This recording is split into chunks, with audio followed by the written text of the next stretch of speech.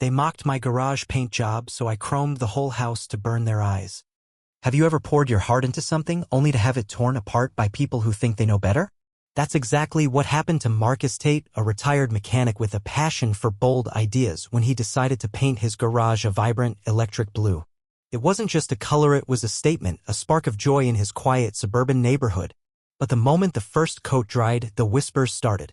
The neighborhood HOA, led by the insufferable Karen Whitaker, descended like vultures, armed with snide comments and a petition to restore the community's aesthetic standards. Marcus wasn't just hurt, he was furious. If they thought his garage was an eyesore, he'd give them something to really complain about. Marcus wasn't your average retiree. At 62, he was a wiry man with calloused hands and a mind that thrived on defiance. For years, he'd fixed cars, rebuilt engines, and tinkered with anything mechanical. His garage was his sanctuary, a place where he could escape the monotony of suburban life. The electric blue paint was his way of breaking free from the beige conformity that suffocated the cul-de-sac. He'd spent weeks choosing the shade, imagining it as a beacon of individuality. But Karen, a self-appointed guardian of taste, saw it as a personal affront. "It's garish," she sneered at the HOA meeting, her voice dripping with condescension. "It lowers property values. We can't allow this eyesore to stand." The other neighbors, too spineless to disagree, nodded along, their murmurs growing into a chorus of disapproval. They sent Marcus a formal letter demanding he repaint the garage in a neutral tone within 30 days or face fines.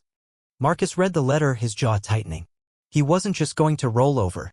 If they wanted to play dirty, he'd play bolder. He spent sleepless nights researching, sketching, and planning. The HOA thought they could bully him into submission, but Marcus had other ideas. He wasn't going to repaint the garage. He was going to double down hard. His plan? To cover his entire house in chrome. Not just any chrome, but a mirror-like, reflective finish that would dazzle, disorient, and, yes, burn the eyes of anyone who dared to look at it. It was outrageous, impractical, and borderline insane, but that was the point. If they wanted to make his life a spectacle, he'd give them one they'd never forget. The truth was, Marcus wasn't just fighting Karen or the HOA, he was fighting a lifetime of being underestimated. As a kid, he'd been mocked for his wild ideas, teachers called him distracted, classmates called him weird.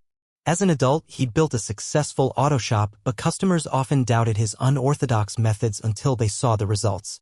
The blue garage was his rebellion against a world that demanded conformity, and the HOA's attack felt like a personal betrayal. But there was a twist. Marcus wasn't alone in his fight. Enter Lila, his 19-year-old neighbor, a quiet art student who'd been watching the drama unfold from her bedroom window.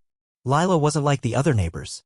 She saw Marcus's garage as a masterpiece, a bold stroke of creativity in a sea of dullness. One evening, she knocked on Marcus's door, sketchbook in hand, and said, "I heard what they're doing to you. I want to help." Her unexpected alliance gave Marcus the spark he needed to push his plan forward. Lila wasn't just moral support. She was a secret weapon. A self-taught metalworker, she'd spent years experimenting with reflective surfaces for her sculptures. Together, she and Marcus devised a plan to source industrial-grade chrome panels, the kind used for high-end architectural projects. It wasn't cheap. Marcus cashed out part of his savings, and Lila chipped in her summer job earnings. They worked in secret, transforming Marcus's modest ranch-style home into a gleaming fortress. The process was grueling, stripping old siding, welding frames, and polishing panels until they shone like liquid mercury. Neighbors noticed the tarps and scaffolding but assumed Marcus was caving to the HOA's demands. Karen even smirked at a board meeting, saying, "Looks like he's finally coming to his senses." Oh, how wrong she was. The unveiling was a masterclass in chaos. On a sunny Saturday morning, Marcus and Lila pulled down the tarps, revealing a house that sparkled like a disco ball on steroids. The chrome finish caught the sunlight, casting blinding beams across the neighborhood. Cars slowed to a crawl. Joggers stopped dead in their tracks.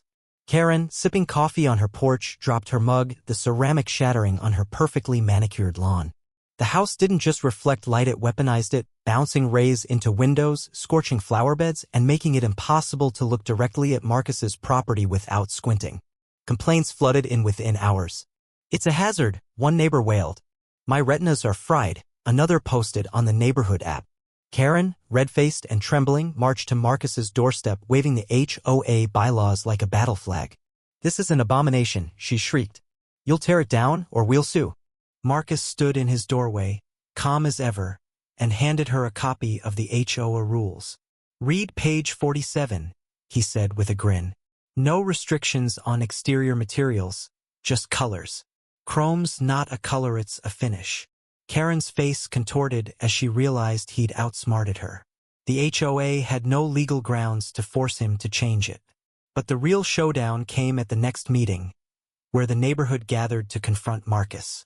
Lila, who'd been quietly filming the entire saga for her art portfolio, stood up and played a montage of Karen's tirades, including a clip where she bragged about putting that old man in his place.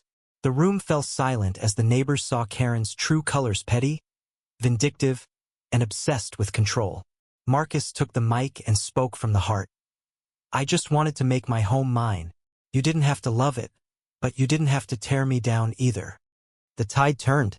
Neighbors who'd once sided with Karen began to question her leadership.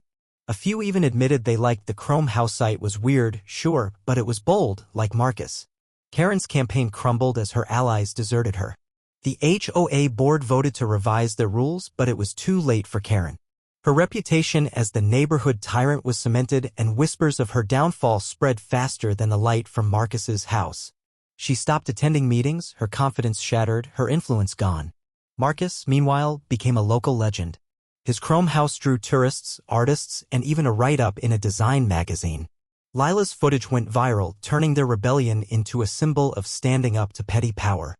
In the end, Marcus didn't just win inspired. His house, gleaming under the sun, stood as a testament to creativity and defiance. Lila enrolled in a prestigious art school, her portfolio bolstered by their project. The neighborhood learned to embrace a little weirdness, and the HOA never again tried to bully anyone into conformity. Marcus would sit on his porch, sipping lemonade, watching the reflections dance across the street. He'd proven his point: you can't dim someone's light if they're willing to shine brighter. So, what do you think? Was Marcus right to go nuclear with his Chrome house, or did he take it too far? Share your thoughts. Where do you draw the line between standing your ground and burning bridges?